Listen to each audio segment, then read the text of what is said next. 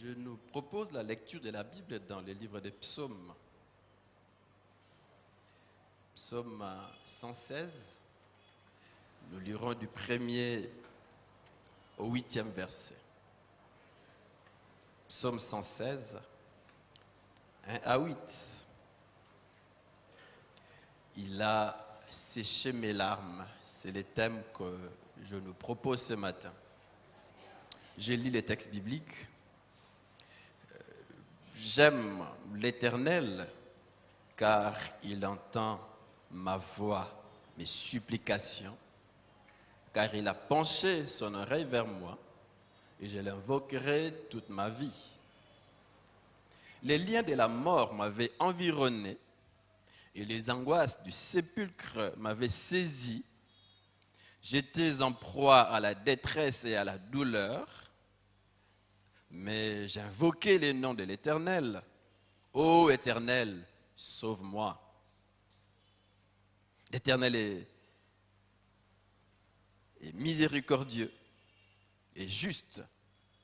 Notre Dieu est plein de compassion. L'Éternel garde les simples. J'étais malheureux et il m'a sauvé. Mon âme retourne à ton repos, car l'Éternel t'a fait du bien.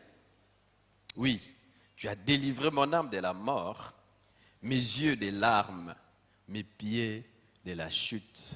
Amen. Un texte magnifique. Il a séché mes larmes. C'est un témoignage des bontés de Dieu. Dans ce texte, donc, les psalmistes témoignent des bontés de Dieu dans sa vie. Il a connu une grande épreuve. Il a fait face à un grand danger. Il a crié à l'Éternel et l'Éternel l'en a délivré. Alléluia. Quelle est donc cette épreuve? Ou de quelle épreuve parlait-il? Au verset 3, il dit les liens, il parle des liens de la mort. Il parle des angoisses du sépulcre. Il dit la mort me tenait déjà attaché. Le monde des morts m'avait pris dans ses chaînes. J'avais peur et j'étais très malheureux. En fait, on voit qu'il a rencontré une épreuve qui l'a poussé à avoir peur, pas seulement à avoir peur, mais à se sentir malheureux.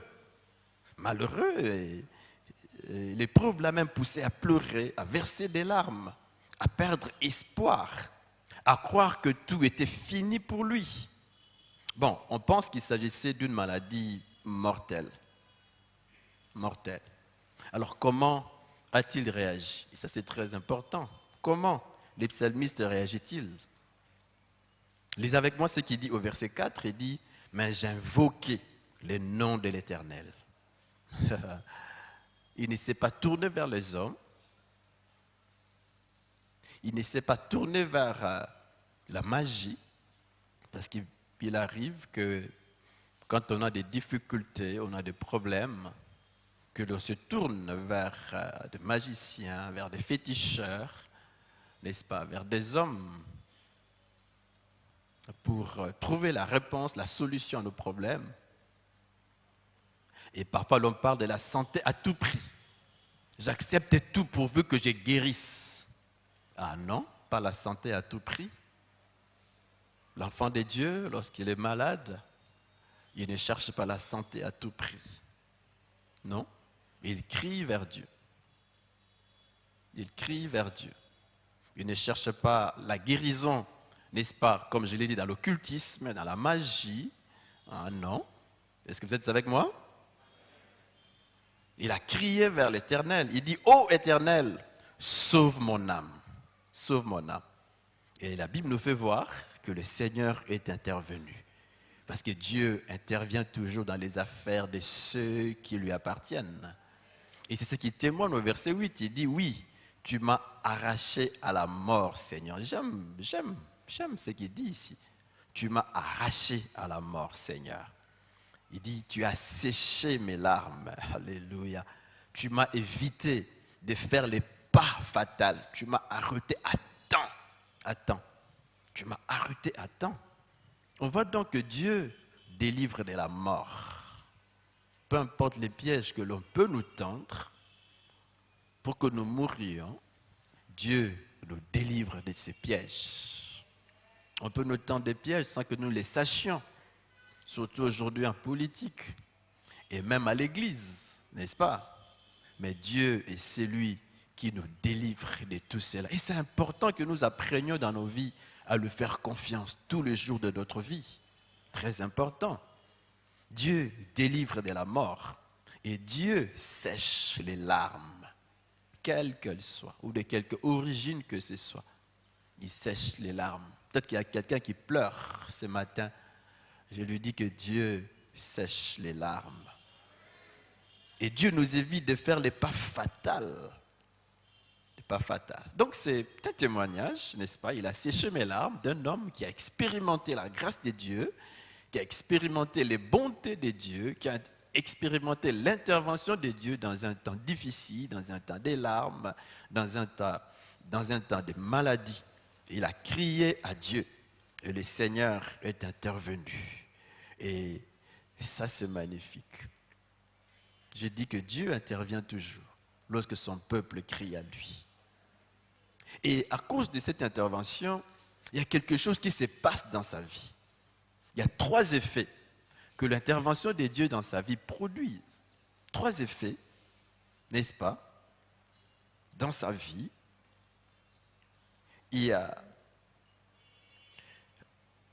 au verset 1, il dit « J'aime l'Éternel, car il entend ma voix, mes supplications. » Au fait, il y a encore plus d'amour pour Dieu dans son cœur. À cause de ce que Dieu a fait pour lui, il y a plus d'amour. Il aime Dieu davantage, plus d'attachement à Dieu, plus d'engagement à Dieu. C'est important, mes frères, que lorsque Dieu intervient dans nos vies, que nous puissions l'aimer davantage, que nous puissions nous attacher à lui davantage, que nous puissions lui être beaucoup plus loyaux. Est-ce qu'on est ensemble? Parce qu'il peut arriver, mes frères, que nous prions, nous cherchons le Seigneur, il nous ouvre une porte et l'on fuit l'église. N'est-ce pas vrai? Nous prions le Seigneur, n'est-ce pas? Nous le cherchons, Dieu intervient et après on cherche à protéger ce que nous avons reçu de Dieu, sa bénédiction. Dieu peut nous donner donc des enfants et nous allons pour qu'on leur mette des ficelles autour des hanches pour qu'ils soient protégés. Non. Dieu m'élève dans la société, n'est-ce pas? Et l'on veut toucher à gauche et à droite pour protéger cette élévation. Non, mes frères, Dieu protège toujours ce qu'il nous donne. Il affermit toujours ce qu'il fait pour nous. Si Dieu vous élève, il va protéger cette élévation. Si Dieu vous bénit, il va protéger cette bénédiction. L'essentiel, c'est que vous appreniez à continuer à lui faire confiance. Alléluia. Donc Dieu est intervenu, alors il a plus d'amour pour Dieu. Y a-t-il encore aujourd'hui des gens qui aiment Dieu, qui lui sont, n'est-ce pas, qui sont loyaux, des gens qui l'aiment de tout leur cœur? Deuxième effet, il y a encore plus de confiance en Dieu. Il dit, je l'invoquerai toute ma vie. C'est une décision qu'il prend, parce que j'ai expérimenté ta grâce, parce que j'ai expérimenté ta main dans ma vie. Eh bien, j'avais un grand problème, un sérieux problème. Je me suis inquiété, je regardais à gauche, à droite. J'avais très peur, j'ai tremblé, mais je me suis rendu compte que ma solution ne peut pas venir de la peur. Je ne dois pas continuer à pleurer, je ne dois pas continuer à avoir peur, mais je dois me tourner vers Dieu.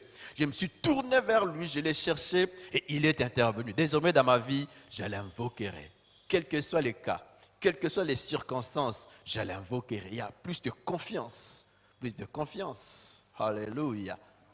Si Dieu est intervenu hier dans votre vie, il est capable d'intervenir encore aujourd'hui et demain. Si jusque-là, le Seigneur vous a secouru, n'est-ce pas? Croyez que demain et après-demain, il va encore vous secourir. Les mêmes d'ailleurs que vous a protégés dans les lieux secrets. Lorsque nous étions encore dans le ventre de nos mères, j'ai dit merci à Dieu pour nos mamans. En tout cas, plus l'on grandit, plus l'on se rend compte que les mamans sont importantes. Est-ce que les mamans sont d'accord avec moi? Les mamans sont importantes. Pendant 9 mois dans les ventres, les mamans sont importantes. Les femmes sont importantes. Il faut seulement vous marier. Quand une jeune fille se marie et qu'elle commence à avoir des enfants, c'est là où elle se rend compte que sa maman est très importante. Parfois, c'est la maman qui vient pour rôder sa fille, n'est-ce pas vrai? Pour l'aider. Les mamans, est-ce que les mamans... Oui. Est-ce qu'on peut acclamer pour les mamans? Oui. Donc, je disais que si Dieu nous a gardés et protégés, alors que nous étions encore dans les lieux secrets, dans les ventres de nos mamans, et s'il a permis que nous naissions, et même que nous grandissions, il est capable d'assurer notre avenir. Donc, encore plus de confiance. Parce que Dieu me donne la vie aujourd'hui. Ce que je n'ai pas reçu hier, je peux l'obtenir aujourd'hui. Une nouvelle journée, une nouvelle opportunité. Il m'a gardé, il me gardera et il va encore intervenir de manière puissante dans ma vie. Il fait toujours au-delà même de ce que nous pensons et lui demandons. Si hier il m'a exaucé, demain il le fera encore. Il dit, je l'invoquerai toute ma vie. Amen. Un troisième effet, on voit en lui encore plus de connaissance de Dieu. Il connaît Dieu dans les autres aspects, n'est-ce pas, de Dieu.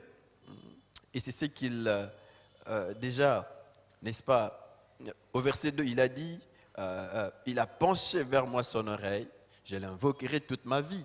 Mais il ne s'arrête pas là. Au verset 5, il dit, l'Éternel est miséricordieux et juste.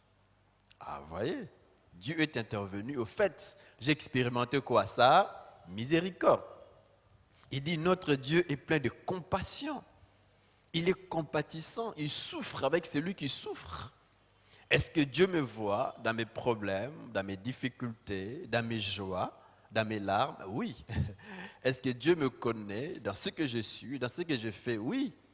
Je l'ai dit toujours, Dieu ne me connaît pas, parce qu'il y a eu une prophétie. Généralement, c'est ça. Quand une prophétie sort, mon enfant, ma fille, je te connais. Voilà ce que je vais faire dans ta vie. Alors on dit, oh, Dieu me connaît. Dieu me connaît. Non, Dieu ne me connaît pas forcément parce qu'il y a une prophétie, une parole de connaissance. Dieu me connaît parce que je lui appartiens. Il connaît mes joies, il connaît mes larmes, il connaît mes épreuves et il est avec moi. Et il est compatissant, il compatit avec moi. Et il ne s'arrête pas là, au niveau de voir, n'est-ce pas? Mais il intervient aussi. À cause de sa bonté, il intervient dans la vie de ceux qui lui appartiennent. Alors le psalmiste dit, Dieu est compatissant. Dieu, n'est-ce pas, est miséricordieux. Il découvre Dieu dans une autre dimension. Dieu est le Dieu de miséricorde, Dieu est le Dieu de compassion. J'aimerais nous rappeler que Dieu est le Dieu de compassion, que Dieu est miséricordieux. Ces compassions ne s'arrêtent pas à ces psalmistes ou aux hommes du passé. Nous aussi, nous pouvons tout le jour de nos vies expérimenter sa miséricorde, ses compassions. Et c'est intéressant que nous comptions sur ces compassions, sur ces dieux compatissants qui intervient dans nos vies et qui nous ouvre de portes par sa grâce. Amen. Donc voilà un peu les 3 effets qu'a produit l'intervention de Dieu dans la vie de cet homme. Dieu est intervenu et Dieu a séché ses larmes. J'ai dit que Dieu prend plaisir à sécher nos larmes. À sécher nos larmes. Et vous le savez, mes frères, que les larmes font partie de notre existence. N'est-ce pas vrai? Les larmes. Nous pouvons, de manière générale, expérimenter 3 types de larmes. Les larmes de joie, les larmes de tristesse et les larmes de repentance. 3 types de larmes. Parlons de, n'est-ce pas, des larmes de joie. Les larmes de joie peuvent venir d'une réussite. Réussite à l'école, aux examens d'État, comme il y a quelques jours passés, nos frères, nos sœurs, nos enfants qui ont réussi. Et c'est magnifique lorsqu'un enfant réussit. Vous voyez comment les gens se réjouissent, n'est-ce pas? Partout, on se réjouit. On peut même pleurer parce qu'on est rempli de joie, des larmes de joie.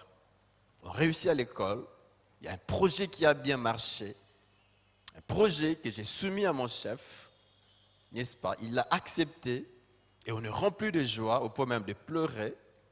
Et ce qui est intéressant, mes frères, c'est que Dieu prend plaisir à remplir nos vies de joie, nos vies de paix, nos vies de satisfaction. Amen. Ça, c'est vrai. Les larmes peuvent aussi venir d'un mariage. On s'est marié, on a trouvé une âme sœur. Vous savez, ce n'est pas facile de trouver une âme sœur. Ce n'est pas facile. On peut chercher, on peut prier, et parfois les yeux ne s'ouvrent pas pour la voir, pour la découvrir. On attend, mais parfois la porte ne s'ouvre pas, il ne vient pas. Mais lorsqu'il vient, lorsqu'on la trouve, lorsqu'on le trouve, on est rempli de joie. On peut même pleurer, verser des larmes de joie. On voit aussi, je ne sais pas si chez vous ça se passe, mais chez nous, parfois quand il y a mariage, lors des échanges de vœux, il y a des gens qui pleurent, qui versent quelques larmes. Est-ce que ce sont des larmes de douleur? Non, ce sont des larmes de joie. On est rempli de joie. On a attendu ce moment et Dieu nous ouvre une porte, on se marie, on verse des larmes. Alléluia. On verse des larmes. Dans la Bible, il y a, quand on parle de la naissance d'Obed, on voit comment cette naissance était pour Naomi une consolation. Une consolation. Elle est consolée. Et les gens l'entourent pour lui dire, voilà, Dieu t'a visité. Dieu t'a visité. Une consolation. Après un temps d'amertume, Dieu l'a consolé. Dieu l'a consolé. On voit lors de la naissance de Samuel comment Anne s'est réjouie. La naissance de cet enfant était une source de bonheur pour elle. De bonheur. Elle a persévéré dans la prière. Le Seigneur l'a exaucé. Mes frères, Dieu écoute la prière persévérante de ses enfants. Anne a persévéré alors que la douleur remplissait son cœur.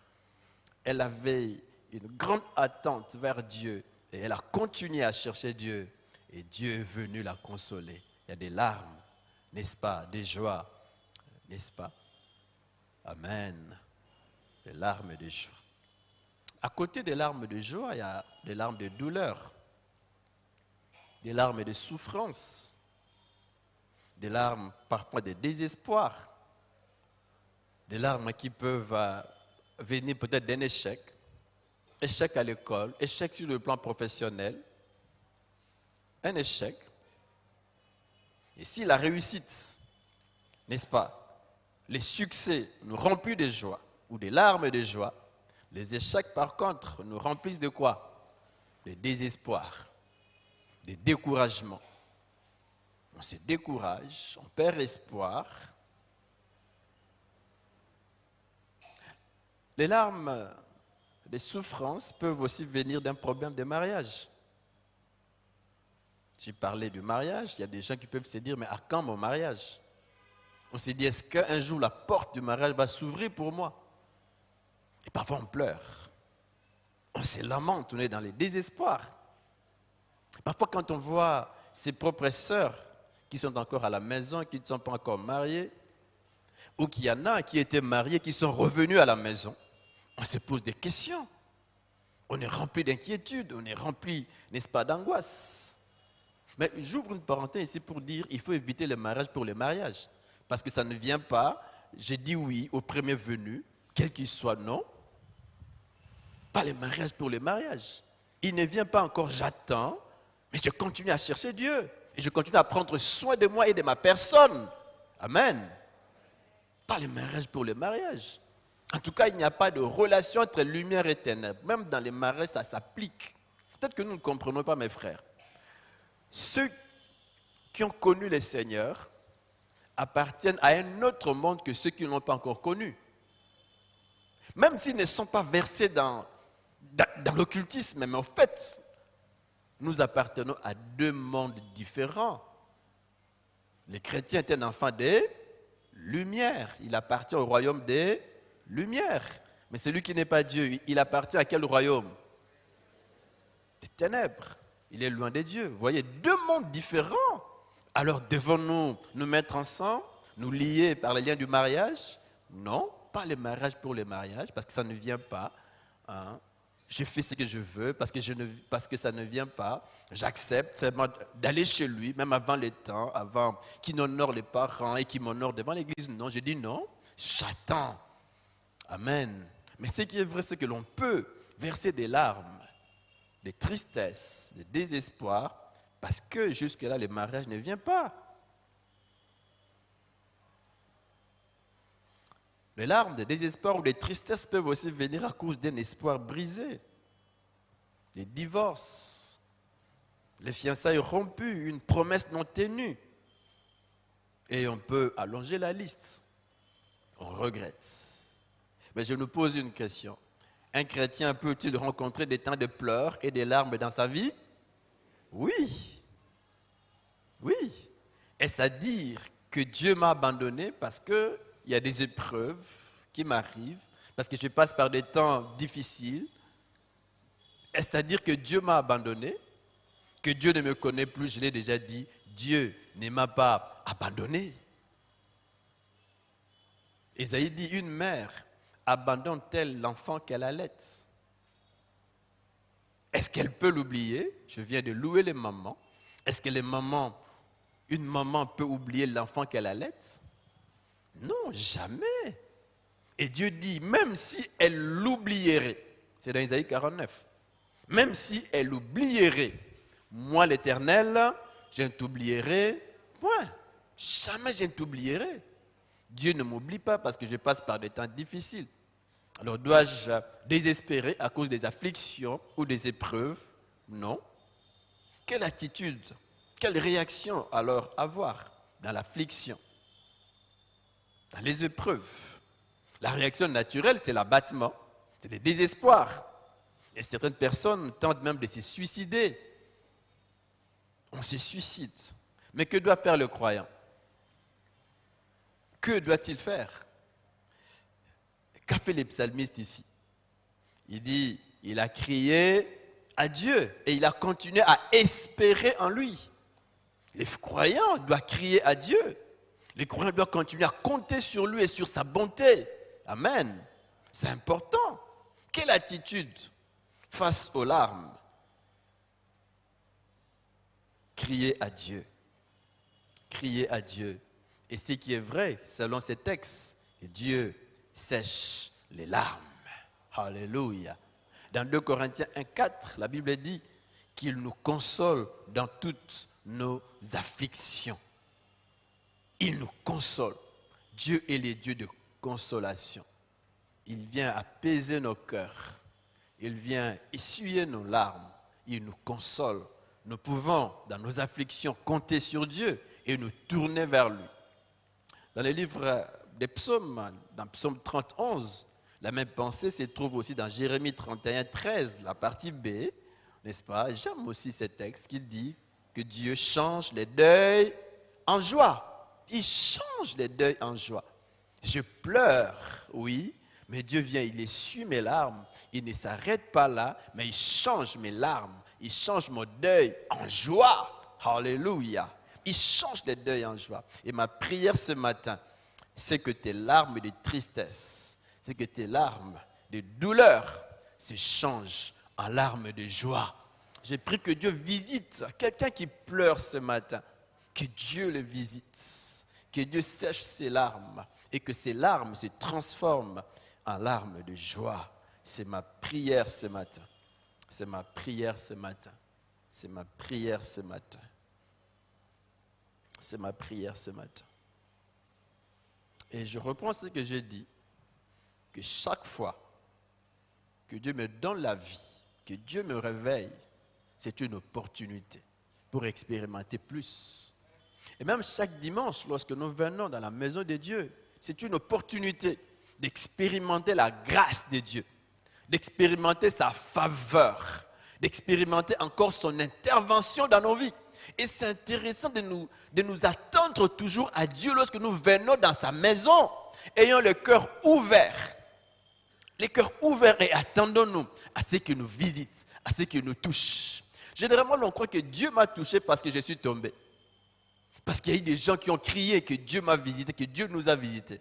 Dieu parfois agit dans le silence, mais il touche nos cœurs. il transforme nos vies. Il touche nos corps, il nous guérit de nos maladies. Et même, il intervient par rapport à nos projets, par rapport à notre avenir. Il intervient.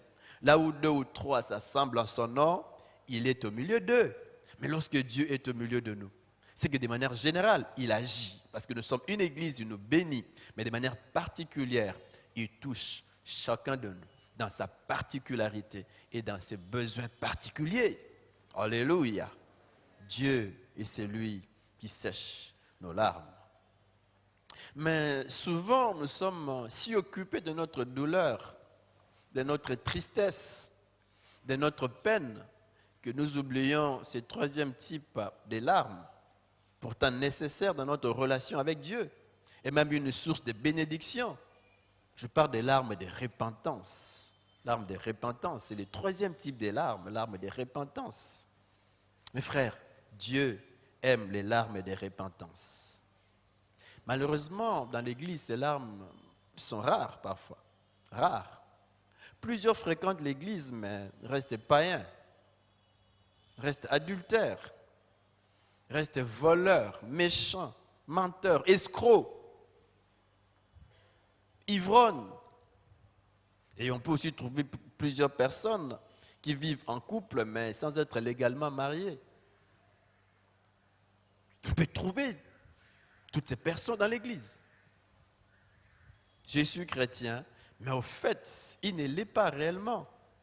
Il n'y a pas, j'aime beaucoup parler de ces contrastes. Là où Paul dit, autrefois vous étiez ténèbres, mais maintenant vous êtes lumière. Il dit, marchez comme des enfants de la lumière. Parfois, il n'y a pas ces contrastes dans l'Église. On se dit enfant des lumières, mais l'on vit comme un enfant des ténèbres. Des ténèbres. Et les larmes de repentance sont très importantes. Il y a 2 cas dans la Bible. Le cas de Judas, que vous connaissez, et le cas du fils prodigue. Judas était l'un des disciples de Jésus. Quel privilège! Disciple de Jésus. Vous savez qu'à l'époque de Jésus, c'était un honneur d'être un disciple d'un grand rabbin. Un honneur, un honneur. Mais Judas est un disciple de Jésus. Jésus, c'est plus que ces grands rabbins de l'époque. N'est-ce pas vrai? Disciple de Jésus, le Seigneur. Il assumait une grande responsabilité au sein du groupe. Qui était-il? Il était le financier du groupe. Malheureusement, que faisait-il? Il volait l'argent du groupe. Voleur. Voleur. Et personne ne le savait. Pierre ne le savait pas. Jean ne le savait pas. Est-ce que Dieu le savait? Oui. Les pasteurs ne voient pas. Maman ne voit pas. Les autres ne voient pas. Mais est-ce que Dieu voit? Est-ce que Dieu me connaît? Est-ce qu'il connaît le fond de mon cœur? Oui. À quoi bon se cacher devant les hommes si l'on ne peut pas se cacher devant Dieu? Soyons vrais, mes frères. Que ce que nous sommes au dehors soit aussi ce que nous sommes au dedans. Lorsque je me dis que je suis chrétien, que je crains Dieu, je suis serviteur, eh bien, mes frères, il faut que du dedans que nous le soyons aussi. C'est important. Si on ne l'est pas, on doit se repentir. Et Dieu a besoin des larmes de repentance ce matin. Des larmes de repentance. Judas avait évangélisé avec les autres. Jésus donnait des TP, des travaux pratiques à ses disciples. Par moments, il sortait pour évangéliser. Il priait pour des gens qui étaient guéris. Vous connaissez cet épisode lorsqu'ils rentrent, ils disent, les démons nous sont soumis. Nous sommes soumis, mais Judas était parmi ces gens. Je pense que les démons, n'est-ce pas, lui étaient aussi soumis. Il était là. Il était là. Mais à la fin, que lui est-il arrivé? Il a trahi son maître. Un privilège qu'il a négligé, une grâce qu'il a reçue de Dieu, qu'il a négligée. Ne négligeons pas la grâce de Dieu. Être même membre de l'Église, c'est une grâce. Avoir la carte des membres de l'Église, ah mais c'est bien, mais ne nous arrêtons pas au niveau de la carte des membres soyons vrais. Amen. Amen. Très important. Dans Matthieu 27, 3, la Bible soutient, alors Judas, qui l'avait livré, voyant qu'il était condamné, s'est repenti et rapporta les 30 pièces d'argent aux principaux sacrificateurs et aux anciens. On dit Judas qui l'avait livré, n'est-ce pas, s'est repenti. Il rapporta les 30 pièces d'argent et après il s'est pendu. Était-elle une vraie repentance? Non. Judas n'a pas pleuré de pleurs de repentance. Non. Il ne s'agissait que de remords. De remords. Sa conscience l'avait reproché, mais ne s'était pas repenti. On peut juste sentir des remords. Dieu nous interpelle maintenant que des remords. On ne se repent pas sincèrement. On regrette, oui, mais lorsque l'on quitte l'église, l'on reprend, n'est-ce pas, l'on continue dans ses anciennes habitudes, dans ses mauvaises habitudes. Ce n'était pas une vraie repentance. La vraie repentance a triple effet. Le premier, elle touche l'intellect, l'aspect cognitif. Elle touche l'intellect. On prend conscience de son péché. On prend conscience que l'on vit mal, que l'on vit loin de Dieu, qu'on vient à l'église, mais on est un faux. On prend conscience. On reconnaît qu'on a mal agi. Le deuxième effet, c'est que la vraie repentance touche les sentiments. On éprouve de la tristesse. On éprouve du chagrin, parfois même de la honte. Et cette tristesse pousse les pécheurs à se tourner vers Dieu pour être pardonnés. La tête est touchée, je prends conscience que je suis loin de Dieu, mais les sentiments sont aussi touchés, n'est-ce pas? J'ai de la honte, on éprouve de la tristesse, mais pour nous pousser à nous tourner vers Dieu, on confesse son péché et on s'engage à ne plus tomber dans ses péchés. On s'engage désormais à marcher avec Dieu et à ne vivre que pour lui. Amen. Alléluia. Et c'est ici qu'intervient le deuxième cas, celui du fils prodigue. Dans Luc 15, 17 à 21, je vais juste lire les textes. Il dit, la Bible dit, étant rentré en lui-même, il s'est dit, combien de mercenaires chez mon père ont du pain en abondance? Donc il y a deux types de repentance ici, celle de Judas qui n'était que remords, qui n'était que des façades, n'est-ce pas? Et celle du fils unique, ça c'est du fils prodigue. Ça c'est la vraie repentance, n'est-ce pas? Étant rentré en lui-même, il s'est dit, combien de mercenaires chez mon père ont du pain en abondance? Verset 18, je me lèverai, j'irai vers mon père et je lui dirai, mon père, je péchais contre les cieux et contre toi. Il est conscient qu'il est loin de Dieu. Est-ce qu'on est ensemble? Il est conscient. Il dit, je ne suis plus digne d'être appelé ton fils. Au verset 20, il dit, la Bible dit, il s'éleva. Il a pris la décision et maintenant, il exécute. Il s'éleva et alla vers son père. Au verset 21, il est dit, le fils lui dit, mon père, j'ai péché contre les ciels et contre toi. Il reconnaît son péché. Il y a conviction du péché. Bref, trois types de larmes. Et Dieu aime sécher nos larmes. Avez-vous ce matin les larmes de joie? Quelqu'un est-il dans la joie qu'il chante des cantiques, qu'il bénisse le Seigneur, qu'il le loue, qu'il offre à Dieu des actions de grâce? Quelqu'un est-il dans la souffrance qu'il prie? Y a-t-il quelqu'un qui verse des larmes, des souffrances, des tristesses, qu'il prie? Et ce matin, j'aimerais vraiment que nous puissions prier aussi dans ce sens. Quelqu'un se sent-il interpellé par Dieu et qu'il veut retourner à Dieu? Dieu aime les larmes de repentance. Vous pouvez revenir à Dieu, il ne va pas vous rejeter. Dans ma vie, j'ai vu des gens dans la douleur. Il y a particulièrement un ami, un pasteur, qui s'est marié. Mais pendant 8 ans, pas d'enfant. Un pasteur, mes frères. Tout le monde le voit, tout le monde le connaît. Et il célèbre même des mariages à l'église. Et qu'est-ce que les gens disent? Vous savez que parfois, nous les fidèles, parfois, n'est-ce pas, nous avons notre façon de regarder nos conducteurs. Et que disaient les fidèles? Ils bénissent les mariages, ceux-là ont des enfants et eux-mêmes. On s'est dit, mais est-ce qu'on doit vraiment se laisser nos têtes pour qu'il nous bénisse, qu'il impose des mains sur nous, qu'il bénisse notre mariage? Lui-même n'a pas d'enfant. Est-ce que s'il nous bénit, nous aurons des enfants, nous? Vous voyez mes frères? Mais 8 ans après, Dieu est intervenu. Dieu a séché leurs larmes. Parce que Dieu intervient toujours dans la vie de ses enfants. Peu importe les temps, continue à lui faire confiance. Dieu intervient. Il y a eu un deuxième, il y a eu un troisième. Et il dit non, on s'arrête encore là. Avant, la porte était fermée, mais maintenant, elle s'est ouverte. Et elle est grande, elle s'est ouverte grandement. Il arrête. Dieu essuie les larmes, mes frères. J'ai aussi vu des gens vivant loin de Dieu qui ne croyaient pas au pardon de Dieu. Oui. Mais qui sont venus vers le Seigneur. Le pleurs. Dieu a pardonné. Dieu a restauré leur vie. Ils sont des hommes heureux aujourd'hui et ils servent les Seigneurs sans tristesse et sans remords. Dieu peut aussi vous pardonner ce matin.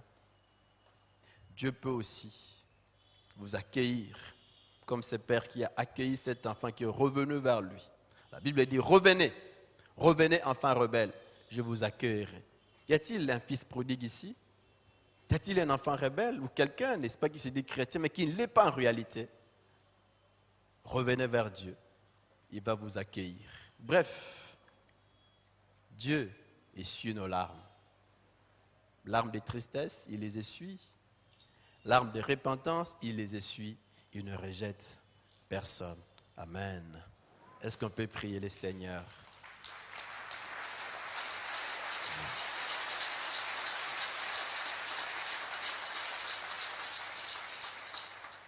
Pendant un moment, nous allons prier le Seigneur. Nous avons nos têtes courbées et nos regards fixés vers Dieu. Lui qui nous connaît tel que nous sommes. Et en rapport avec ce que Dieu nous a dit, ce que Dieu vous a dit, est-ce que chacun peut élever sa voix et prier le Seigneur? Prier le Seigneur, peut-être dans la repentance, peut-être en cherchant le secours de Dieu dans votre situation particulière, dans votre preuve. Je ne sais pas, cette sorte de larmes qui ruisselle, qui sort de vos yeux, je ne sais pas.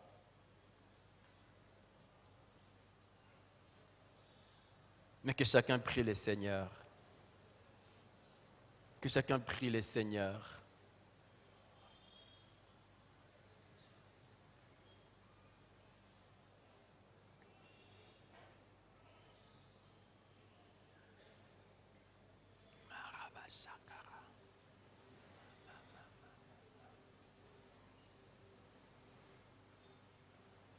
Nous nous tenons devant Dieu.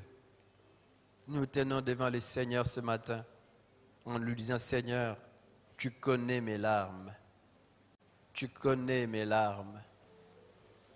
Quelqu'un peut-être va dire, Seigneur, merci pour ce que tu as fait dans ma vie. Merci pour ces larmes de joie. Merci, merci pour toutes ces larmes de joie. Merci pour cette promotion. Merci pour cet enfant que tu m'as donné. Merci pour ces maris. Merci pour cette femme. Merci pour cette maman. Merci. Seigneur, merci pour ce que tu as fait pour moi hier. Je ne m'attendais pas à cette intervention, mais tu es intervenu. Tu as agi en ma faveur. Seigneur, merci. Je te dis merci. Je te dis merci. Peut-être que quelqu'un d'autre va dire, Seigneur, il y a en moi de la tristesse. J'ai peur. Cette situation me trouble. J'ai besoin de ta paix. J'ai besoin que tu essuies mes larmes. Oui, Dieu essuie les larmes. Prions ce matin.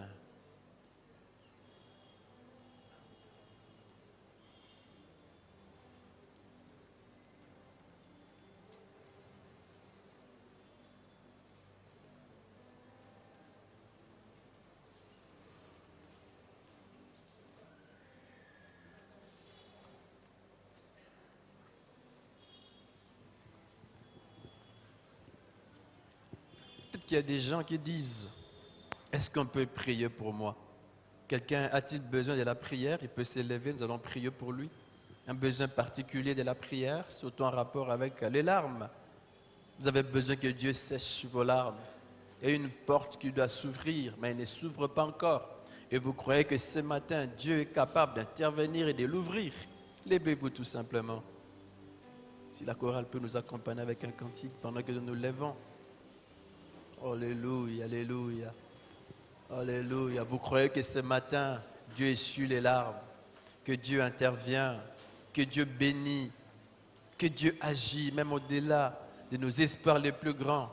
Lèvons-nous, mes frères, alors que nous sommes debout, nous prions le Seigneur, nous nous tournons vers Dieu, nous nous tournons vers le Seigneur, pour que lui seul essuie nos larmes et qu'il intervienne. Nous qui sommes assis, prions pour nos bien-aimés qui sont debout, que Dieu intervienne dans leur vie, que ce matin, que Dieu essuie leurs larmes et que Dieu agisse en leur faveur. Lui qui est intervenu dans la vie de ces psalmistes, qu'il intervienne aussi dans leur vie. Lui qui n'a jamais changé. Prions tous ensemble. Prions tous ensemble.